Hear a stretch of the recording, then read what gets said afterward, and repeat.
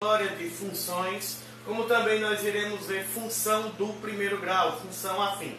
Então o conteúdo desta aula é aula 2 do nosso segundo módulo, no qual o material já está disponível lá na nossa Google Classroom. Está disponível lá para vocês, para que vocês possam acessar. Então vamos aqui. Função, tá bom? A parte introdutória de funções. Função é toda relação que acontece de A em B, tá certo? Onde eu relaciono elementos do conjunto A com elementos do conjunto B. E isso daqui, pessoal, uma função de A em B, onde eu relaciono elementos de A com elementos de B, isso daqui eu posso representar o seguinte: através de 3 maneiras nós podemos representar. Eu posso utilizar isso aqui através do diagrama de Venn, eu posso representar funções através de sua propriedade, ou eu posso simplesmente descrever uma função, descrevendo quem são os seus elementos. Por exemplo, se eu dissesse o seguinte: é uma função aqui representada pelo diagrama de Venn. Então, quem é a função cujos são, vamos dizer aí, os 5 primeiros números pares? Então, eu teria o seguinte: meu conjunto A, representado no diagrama, seria 2, 4, 6, 8 e 10. Está aqui a representação de uma função utilizando do diagrama de Venn. Mas eu poderia representar isso aqui também utilizando uma propriedade. Então, essa mesma função aqui A, eu poderia representá-la assim, ó. A mesma função A poderia ser representada assim. A é tal que x. Aí eu posso dizer tal que x é um número par menor que 11. Um exemplo. Está aí. Eu escrevi esse mesmo conjunto utilizando uma propriedade. Eu estou dizendo que minha função é x, então que x é um número par menor que 11. É uma segunda maneira de escrever um conjunto para vocês, tá bom? Como ainda, eu posso representar isso daqui ainda desta forma, ó. Eu também posso representar isso aqui assim, ó. Meu conjunto A seria 2, 4, 6, 8 e 10. Isso aqui são as 3 formas de representação de uma função. Eu posso representar ela assim, pelo diagrama de Venn, posso representar através de uma propriedade, como eu posso representá-lo ainda através disso daqui, descrevendo o meu conjunto. Isso aqui seria a representação tabular, tá bom? Aqui está a sua forma tabular, que é a forma descrita. Aqui está a forma através da sua propriedade, que descreve essa função. E aqui está escrito através do diagrama de Venn. Tá bom? Então, as 3 maneiras de representar uma função, elas estão aí expostas para vocês. Como dizendo que uma função é uma relação de A e B, eu vou ter 2 conjuntinhos, onde eu vou estar relacionando 2 ou mais. Mas aqui vamos pegar o exemplo com 2. Tem um conjunto A e tem um conjunto B, através do nosso diagrama de Venn. Então, imagine que eu tenho aqui elementos em A, tá bom?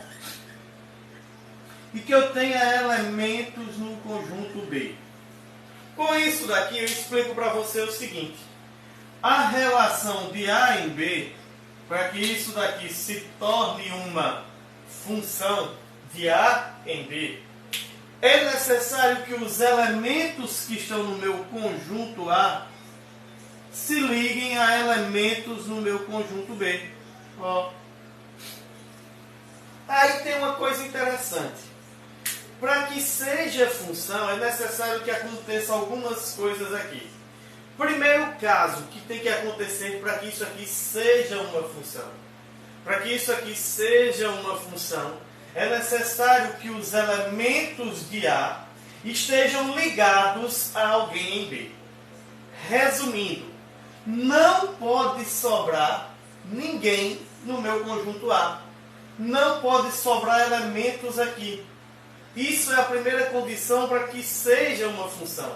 É de não sobrar elementos no meu conjunto A. Segunda condição para ser função. Nenhum elemento de A pode estar ligado a dois resultados em B. Ou seja, o mesmo carinha daqui, que sai do meu conjunto A, não pode estar ligado a dois carinhas em B. Ah, Hudson, mas pode acontecer assim? Pode acontecer, suponha que eu tenho outro elemento aqui. Deste elemento aqui, está ligado à mesma pessoa em B, ao mesmo carinha? Pode. Um carinha em B, ele pode receber mais de uma flecha. Como também no conjunto B, pode sobrar elementos, não tem problema. O que não pode é sobrar elementos no conjunto A, como também não pode nenhum carinha de A estar ligado com duas pessoas em B. Tá certo? Cada elemento distinto do conjunto A, ele deve ter uma única imagem no conjunto B. Então, com isso daqui, eu já antecipo para vocês três coisas que são de extrema importância aqui em conjuntos e posteriormente em funções, que é três carinhas que eu relaciono com o seguinte nome. Dentro de uma função eu tenho o que é chamado de domínio da função. Eu tenho aqui o que nós chamamos de contradomínio. E eu tenho também o que nós chamamos de imagem da função. Tá bom? Eu tenho domínio, contradomínio e imagem de uma função. E cada um destes elementos, pessoal, eles vão receber uma representação. Ó. Domínio normalmente vem representado assim, ó. Ou D, ou pode vir um DM da função. Domínio da função. Contradomínio nós representamos aqui por CD da função.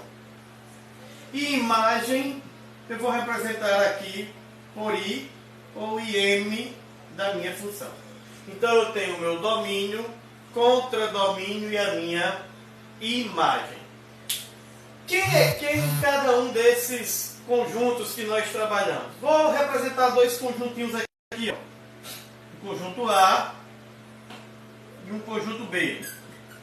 E eu estou lhe dizendo, eu estou afirmando que aqui há uma relação de A em B. Ou seja, há uma função de A com B. Vamos supor, vou dar exemplos aqui.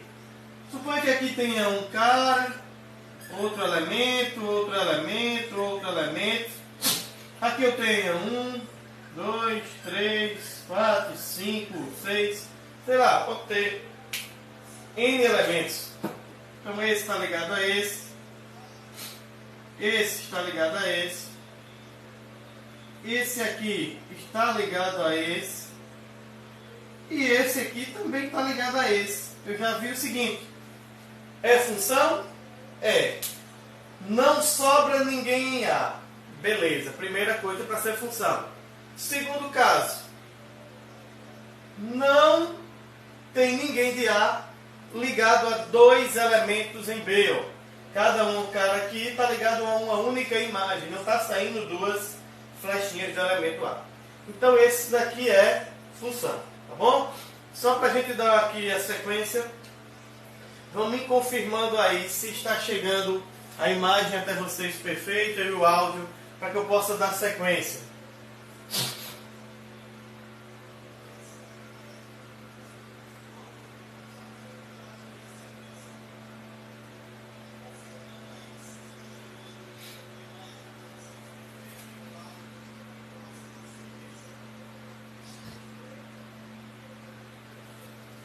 Pronto, então vamos continuar aqui, tá bom? Vamos dar sequência ao nosso conteúdo. Então, voltando para aqui. Dentro de uma função, como eu tenho esses três elementos, domínio, contradomínio e imagem, cada um destes elementos recebe um nome específico. Quem é o meu domínio na minha função? Trazendo para o ditado bem popular. Eu costumo dizer que o meu domínio, ele nada mais é do que o conjunto de partida. É de onde está saindo os meus elementos, de onde eles vão sair. Tá certo? O que é o meu contradomínio? De um jeito bem vulgar. É o meu conjunto de chegada. É para onde eu quero ir, para onde eu estou indo. Eu estou indo para algum canto. Então esse local que eu estou indo é o meu conjunto de chegada, é o meu contradomínio. E o que é a minha imagem? A imagem para mim nada mais é do que o meu resultado. Como assim, outros? A imagem é aqueles elementos do conjunto B, do meu contradomínio, que estão se ligando. Então eu posso dizer até o seguinte, o meu conjunto de partida é o conjunto A. O conjunto de chegada é o meu conjunto B. E o meu resultado, a minha imagem, é aqueles elementos do conjunto B que estão recebendo uma flechinha. Como assim? Eu tenho aqui, nesse esboço que eu fiz para vocês, eu tenho aqui o meu domínio, tá bom? Eu tenho o conjunto B aqui, que é o meu contradomínio. E eu tenho esses caras aqui que receberam ligações. Esses carinhas específicos aqui é que são a minha imagem. Então perceba bem, eu tenho domínio, conjunto de partida, contradomínio, conjunto de chegada, e a imagem, aqueles elementos que receberam uma flechinha, aqueles elementos que se ligaram. Então nós temos aqui a definição de funções para vocês. O que é um domínio, o que é um contradomínio e o que é uma imagem. Dentro dessa definição de funções, eu ainda tenho para vocês isso daqui. A classificação, ou como alguns autores gostam de chamar de qualidade de uma função. Tá certo? Seria aqui um subtópico que seria qualidade de uma função.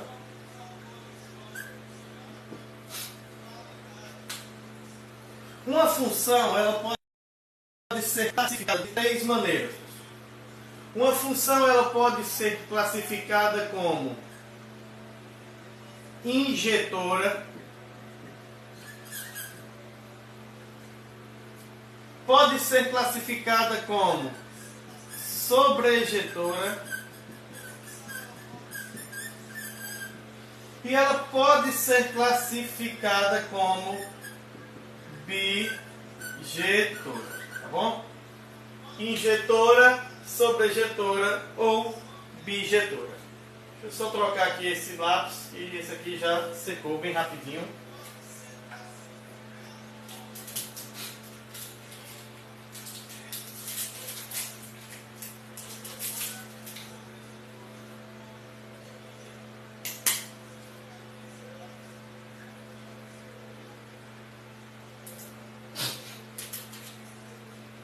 Então, voltando aqui. Injetora, sobrejetora e bijetora. Quando é que uma função ela é? Lembrando que vocês podem encontrar também alguns livros que tragam para vocês o seguinte: injetiva, sobrejetiva e bijetiva, tá certo? Ou injetora, sobrejetora, ou bijetora, ou injetiva, bijetiva e sobrejetiva. Me diz uma coisa, a imagem está boa, está desfocada, para a gente dar uma melhorada nela. Deixa eu só ver aqui como é que tá. Beleza.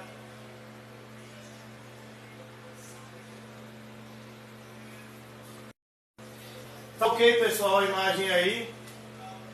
Beleza, vamos lá. O que é uma função injetora? O que diz a classificação de uma função para que ela seja classificada como injetora?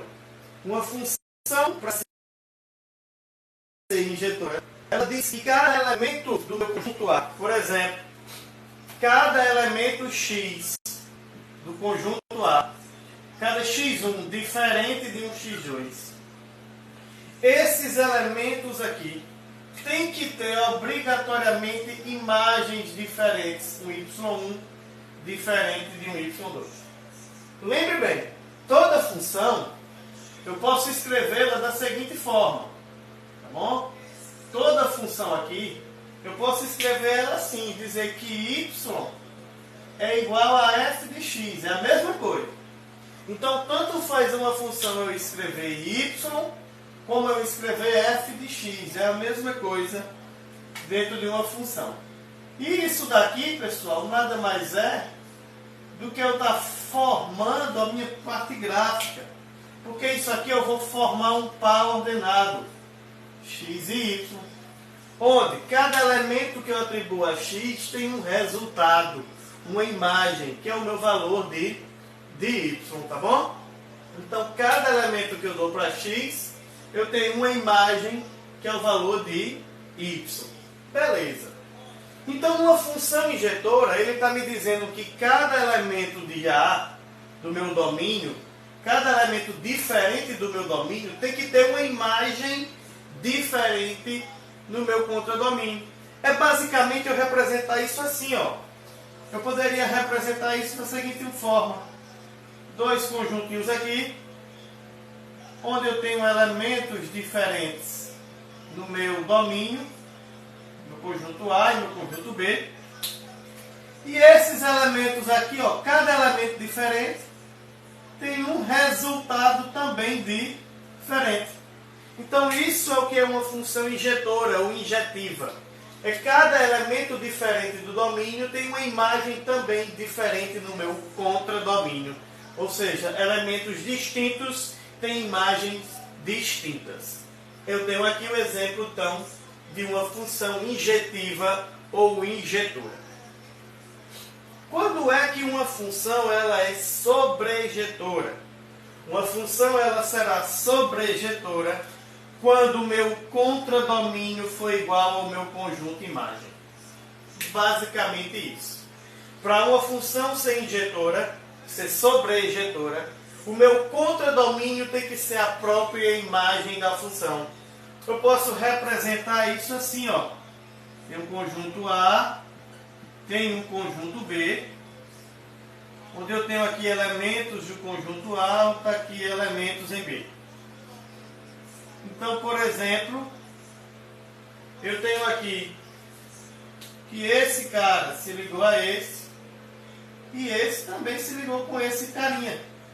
Porém, esse outro se ligou a esse aqui, ó. Beleza. É função.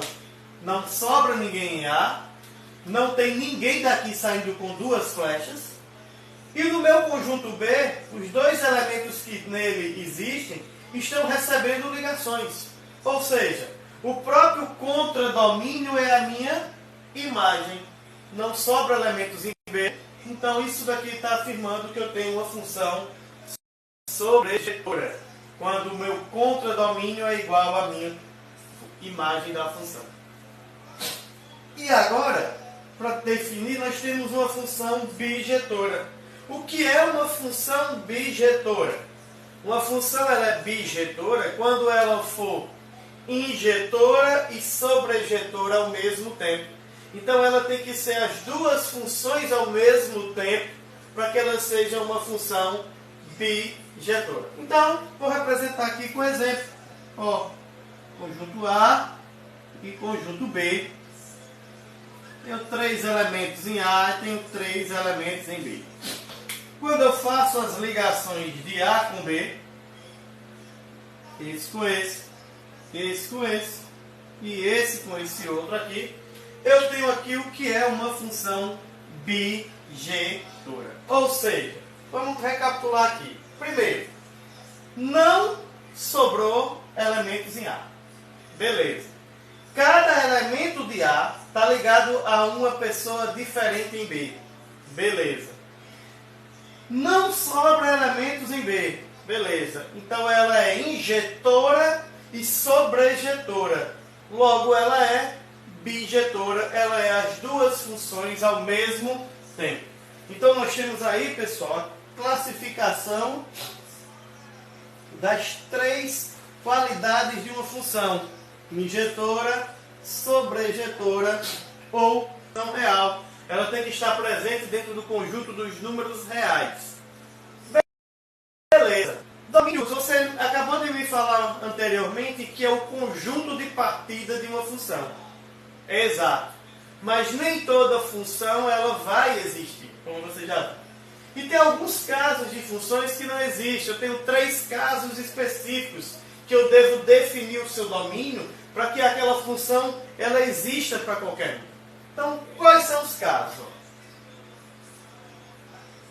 Primeiro caso. Se eu tiver o seguinte. Imagine que eu tenho a minha função definida assim. Y igual a x mais 2 dividido por x menos 3. Beleza. Uma funçãozinha, tanto faz eu escrever y como escrever f de x, tá bom? Aqui é a mesma coisa. Eu poderia ter escrito aqui f de x, não ia alterar a minha questão, tá bom? F de x. X mais 2 dividido por x menos 3. Opa, isso aqui é show, né? Isso aqui eu posso logo fazer aquele corte, ó. Pá, pá, resta 2 sobre menos 3. Corta x com x, aí assim você vai estar cortando o meu coração. Porque, pessoal, eu não posso proceder com esses cortes se eu tenho uma operação de soma e subtração. Eu poderia cortar se isso aqui fosse uma multiplicação. Então, o que acontece num caso como esse, onde eu tenho x mais 2 dividido por x mais 3? Perceba o seguinte, eu não quero aqui que você resolva a função. Aqui eu estou querendo que você me diga se essa função ela vai existir e qual é o domínio para que essa função exista. Então perceba bem, isso aqui é uma fração. Se é uma fração, ela é uma divisão. E dentro de divisão, existem alguns casos que eu devo ter bem definido. Primeiro, nós sabemos que pelo o primeiro mandamento da matemática, eu não posso dividir ninguém por zero. O primeiro mandamento da matemática diz o quê? Não dividais por zero. Então eu já sei automaticamente que essa minha parte aqui, ó, x mais 2, essa parte que está embaixo, ela não pode ser zero. Porque se essa parte que está aqui embaixo for zero, essa função aqui ela vai estar infringindo o primeiro mandamento da matemática, que é não dividais por zero. Então, existe um caso para que isso aqui aconteça. E qual é? Para que essa função ela exista, é necessário que esse termo de baixo tem que ser diferente de zero. Ou seja, x menos 3 ele não pode ser zero. Aqui embaixo pode ser negativo? Pode. Pode ser positivo? Pode. Aqui embaixo só não pode ser quem? Zero. Então esse é o primeiro caso. Então você vai dizer que x menos 3 tem que ser diferente de zero. Ou seja, eu tenho uma inequação do primeiro grau. Pega esse menos 3, passa para o segundo membro. X tem que ser diferente de 3. Perceba, se x fosse 3, 3 menos 3 daria 0. Então minha função ela não existiria. Então eu vou escrever o domínio dessa função. O domínio seria x pertencente aos reais, tá bom? Tal que x tem que ser diferente de 3. Então essa função aqui ela vai existir para qualquer número, desde que ela seja diferente de 3. Tá bom? Então eu posso substituir qualquer número aqui nessa função para ela existir. Essa função ela só não pode ser quem? 3. Então o domínio da minha função seria x diferente de 3. Vamos para o segundo caso. Vou dar um tempo só para vocês baterem a foto, tirarem um print da tela, tá certo? Lembrando que depois eu disponibilizarei essa live para vocês. Então, vamos para o segundo caso.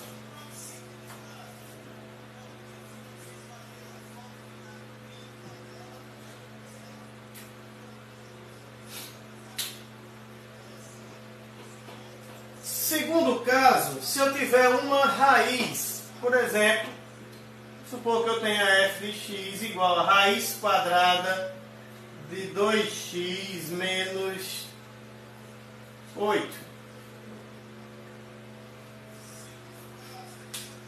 O que acontece agora? Vamos lembrar, eu estou estudando uma função real. Dentro de função real, nós sabemos o seguinte: não existe raiz quadrada para número negativo. Então eu já sei que essa minha raiz quadrada aqui, ela tem que ser um número positivo. Mas existe raiz para zero? Existe. A raiz de zero é o próprio número zero. Então, para que essa função exista, é necessário que esse termo que está aqui dentro, ele não pode ser negativo. Esse termo que está aqui dentro, ele tem que ser maior ou igual a zero. Então eu terei o seguinte aqui, ó, que 2x menos 8 tem que ser maior ou igual a zero. Resolve mais uma vez uma inequação do primeiro grau. 2x tem que ser maior ou igual. O menos 8 passa para o segundo termo positivo. 2x é maior ou igual que 8. Então eu tenho que x é maior ou igual a 8 sobre 4. Ou seja, x tem que ser maior ou igual a 8 sobre 2, né? Desculpem. E 8 dividido para 2, 4. X tem que ser maior ou igual a 4 para que isso aqui exista. Então, meu domínio para essa função seria x pertencente aos reais, tal que x tem que ser um número maior ou igual que 4. Perceba, só fazendo um rápido teste. Se x fosse 2, 2 vezes 2, 4. 4 menos 8 dá menos 4. Raiz de menos 4 nos reais não existe. Se x fosse 3, 2 vezes 3, 6. 6 menos 8 menos 2. Também não existe raiz negativa nos reais, raiz quadrada. Se x é 4, 2 vezes 8, 4. 4 menos 8. 2 vezes 4, 8. 8 menos 8, 0. Raiz de 0 existe. Então ele tem que ser um número aqui. X tem que ser maior ou igual que 4. Tá bom? Então temos aí o nosso segundo caso para um domínio de uma função. E agora nós vamos ao terceiro caso para esse domínio. O terceiro caso diz o seguinte: se eu tiver agora uma raiz no meu denominador, por exemplo, x mais 2 dividido por raiz de, sei lá, 3x mais 15. Perceba que agora, além de eu ter uma fração, eu tenho uma raiz quadrada no denominador. Primeiro, se é uma fração, tem que obedecer a seguinte relação: o denominador aqui não pode ser zero. Por quê? Eu não posso dividir ninguém por zero, porque eu estaria infringindo o primeiro mandamento da matemática. Então aqui tem que ser um número que, se é uma raiz, ela não pode ser negativa. Então eu já sei que essa minha raiz aqui, ela tem que ser um número positivo. Ou seja, aqui embaixo não pode ser zero, e também no caso de uma raiz não pode ser negativa. Você vai dizer então que isso daqui tem que ser maior do que zero. Ou seja, 3x mais 15 é maior do que zero. Ou seja, 3x é maior. O mais 15 passa para o outro lado negativo, menos 15.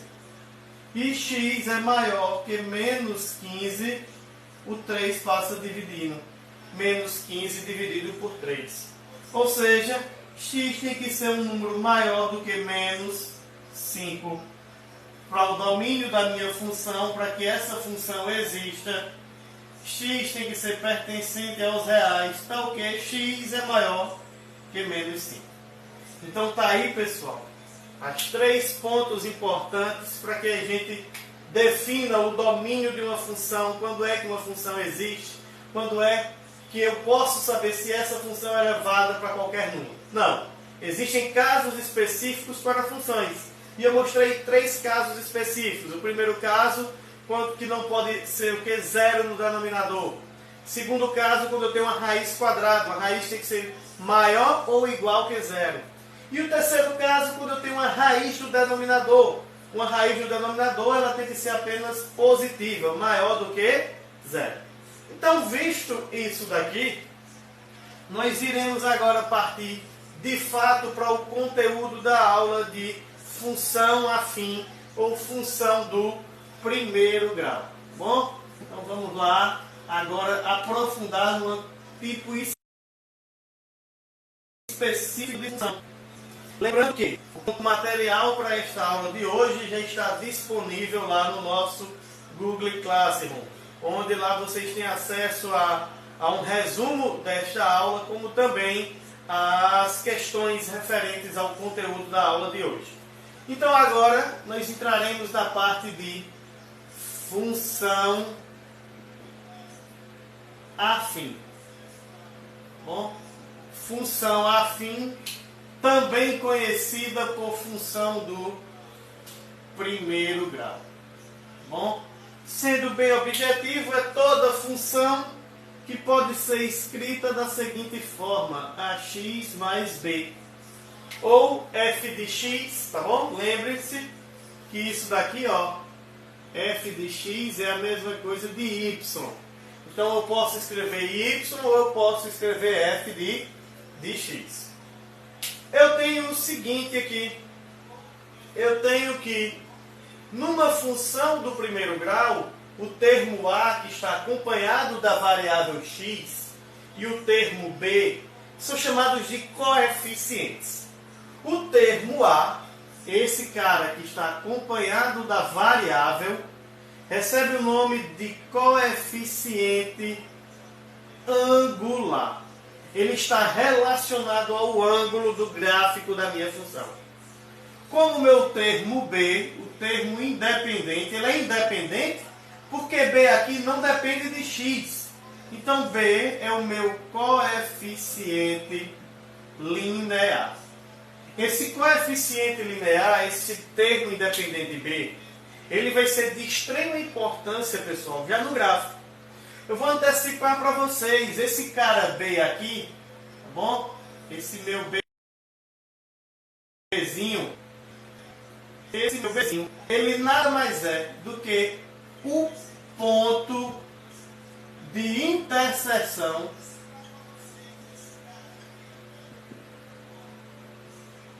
com o eixo de y. Ou seja, você vai olhar o gráfico, onde o gráfico estiver tocando lá o meu eixo de y, é o valor do coeficiente b, é o valor do meu termo independente.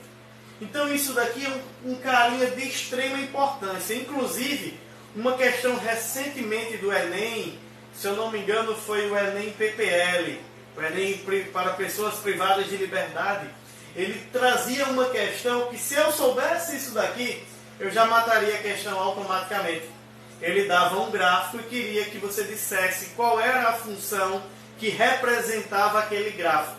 Eu olhando para onde o gráfico estava tocando o eixo de b, o eixo de y, eu já saberia quem era o meu termo b, e lá nas alternativas só tinha uma questão que encaixaria corretamente. Tá bom? Então vamos para aqui, vamos dar sequência ao conteúdo aqui. Eu já conheci o meu coeficiente angular, conheci também o meu coeficiente linear. Vamos voltar para o meu termo a. Esse cara a, ele é muito importante. O meu carinha a, ele vai definir para mim o tipo do meu gráfico. Esse a se A pode ser positivo, o A pode ser negativo e o A ele pode ser zero. Tá bom? Numa função do primeiro grau, eu posso ter um número aqui positivo, posso ter isso aqui negativo, eu posso ter também zero.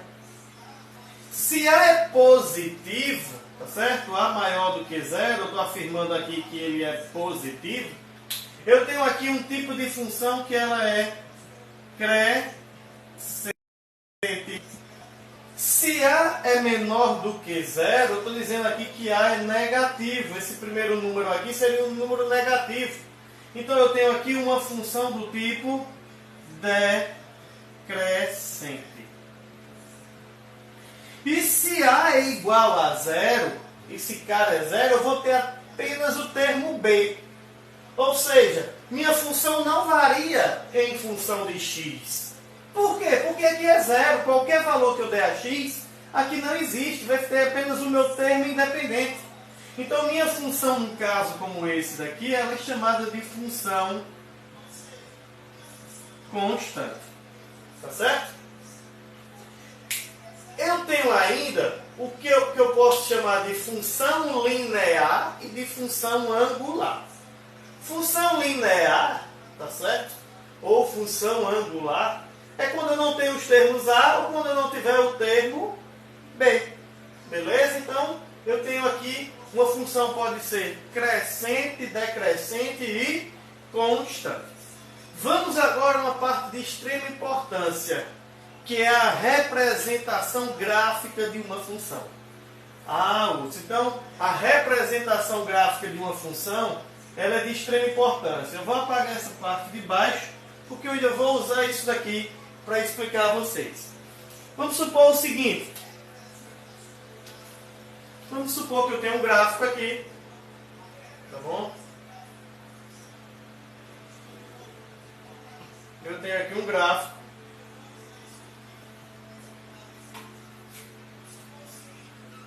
Tem o eixo X, o eixo Y, a origem do plano cartesiano, que é o ponto zero, e onde nós vamos fazer o nosso estudo.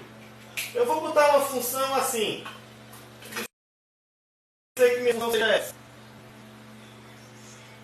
Só um exemplo de uma função do primeiro grau, representada através do seu grau. Primeira coisa importante que eu devo saber. Sempre que eu estiver trabalhando com o gráfico de uma função do primeiro grau, ele não tem para onde correr. O gráfico aqui ele é uma reta. Então, o gráfico de uma função do primeiro grau é uma reta. Urso, lá na minha função ele fazia uma curva, então não é do primeiro grau. Vai ser outros tipos de funções que nós vamos estudar ainda, como pode ser uma função quadrática, uma função exponencial, uma função logarítmica, função modular, que nós também iremos estudar. Mas o gráfico de uma função do primeiro grau, ele é uma linha reta. Por isso que a gente associa muito função do primeiro grau ao conteúdo também, eu posso associar aqui, de PA. Porque PA eu tenho um crescimento constante, um crescimento linear. Então eu posso associar algumas questões de PA com função do primeiro grau. Beleza. O meu gráfico aqui representa uma função do primeiro grau. Vamos conhecer quem é quem em cada função. Primeiro, esse ponto aqui, ó, o ponto de interseção com o eixo de Y. Isso aqui eu já sei, que pelo que você me falou no início da nossa aula, onde o gráfico toca o Y é o valor do meu coeficiente, quem? B. Ou seja, esse número que estiver aparecendo aqui, onde o gráfico estiver interceptando, ou seja, ele estiver tocando o eixo de Y, é o valor desse termo B. Se o gráfico toca na parte de cima, é porque B é positivo. Se o gráfico tocar na parte de baixo, é porque o B ele vai ser negativo. Então, basta eu olhar onde o gráfico toca, eu tenho o valor de B. Como também, se eu olhar esse ponto aqui, onde o gráfico toca o eixo de X, esse ponto aqui, nada mais é do que a raiz da função. E o que é uma raiz da função? Lembre que eu posso chamar isso aqui de raiz, ou eu posso chamar ainda de zero da função. A raiz da função, ou o zero da função, é o valor para qual a minha função se torna nula. É aquele valor que eu atribuo a x e o resultado disso aqui dá zero. Ou seja, a raiz da função é o valor para o qual y ele é igual a zero. Hudson, como eu encontro então a raiz de uma função do primeiro grau? Basta pegar a sua função. Quem é a minha função aqui? Ax mais b. E igualar esta função a quem? A zero. Ou seja, eu tenho uma equação do primeiro grau. Ó, ax é igual, o mais b passa para o segundo membro, menos b. E eu terei aqui que x é igual a menos b e o a passa dividindo. Menos b sobre a. Isso aqui é a raiz da minha função, menos b sobre a. Também eu posso observar o seguinte, se lá no gráfico que eu estou analisando na minha questão, ele me dá o valor, ele me dá a resposta, eu sei quanto é que está aqui o número, por exemplo, vamos supor que aqui fosse o número 6. Então eu já sei que a raiz dessa função, o ponto onde ela se torna nula, é o ponto 6. Que eu tenho como coordenadas aqui, ó. O meu ponto B, para ele estar aqui, x tem que ser 0. Aqui é a coordenada 0 e b. Para esse ponto estar aqui, y tem que ser 0. Então eu já sei que essa coordenada aqui é o ponto x, ou menos a, menos b sobre a, como você queira. Menos b sobre a e 0. Porque é a raiz da minha função do primeiro grau. Ah, Hudson, mas você falou até agora, mas eu já aprendi a encontrar b. Mas eu não aprendi a encontrar o meu termo a, o meu coeficiente angular. E como é que eu vou encontrar esse coeficiente angular? Esse coeficiente angular, pessoal, ele está diretamente relacionado com o ângulo do meu gráfico. O ângulo que o meu gráfico forma é o meu coeficiente angular. E como é que eu encontro esse coeficiente angular? Esse coeficiente angular ele pode ser encontrado da seguinte forma. Perceba que na minha imagem isso aqui está formando um triângulo. E um triângulo retângulo, que eu tenho aqui um ângulo reto. Ou seja, se forma um triângulo, eu posso aplicar cateto oposto sobre cateto adjacente. Eu tenho aqui o que nós chamamos de tangente. A tangente de alfa, vou chamar esse ângulo aqui de alfa, tá bom? É o meu coeficiente a tangente de alfa.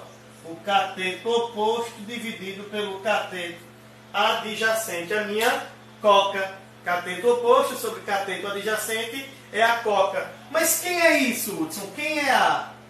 O meu a nada mais é do que essa variação em y, delta y, dividido por delta x. Ó, entrando aí a parte de física. Delta y sobre delta x.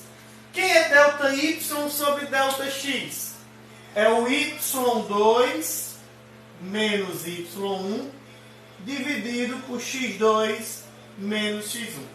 Então, dessa maneira aqui, você vai encontrar o nosso coeficiente angular. Tá bom? O meu coeficiente angular nada mais é do que a tangente que esse ângulo forma. Algumas questões ele já vai dar aqui em graus. Pode dar a você um ângulo notável, 45, 30 ou 60. Você lembra aí que nos ângulos notáveis eu tenho a obrigatoriedade de conhecer quem são as suas tangentes. Se ele não me der, ele vai me dar 2 pontos na função. E esses 2 pontos que nós teremos serão os pontos onde eu posso fazer esse y2 menos y1 e esse x2 menos x1. E com isso daí nós chegamos ao nosso coeficiente angular. Tá bom, pessoal? Então nossa live de hoje ela fica por aqui. Nós trouxemos para você hoje a parte introdutória de funções e função do primeiro grau, essa primeira partezinha para vocês. Durante a semana nós teremos ainda uma segunda live, quinta-feira à tarde também, onde nesta live da quinta-feira eu estarei resolvendo agora questões relacionadas ao nosso material. Então, para você que ainda não baixou o material, vai lá na nossa plataforma, entra lá na nossa sala, baixa lá a lista de questões, resolvam elas, vão enviando as dúvidas no nosso grupo, então no WhatsApp, que quinta-feira eu resolverei com vocês algumas questões desse conteúdo aqui. Então, até mais, uma boa tarde a todos, uma boa aula e muito obrigado aí pela presença de vocês. A saudade está grande e espero que logo, logo possamos estar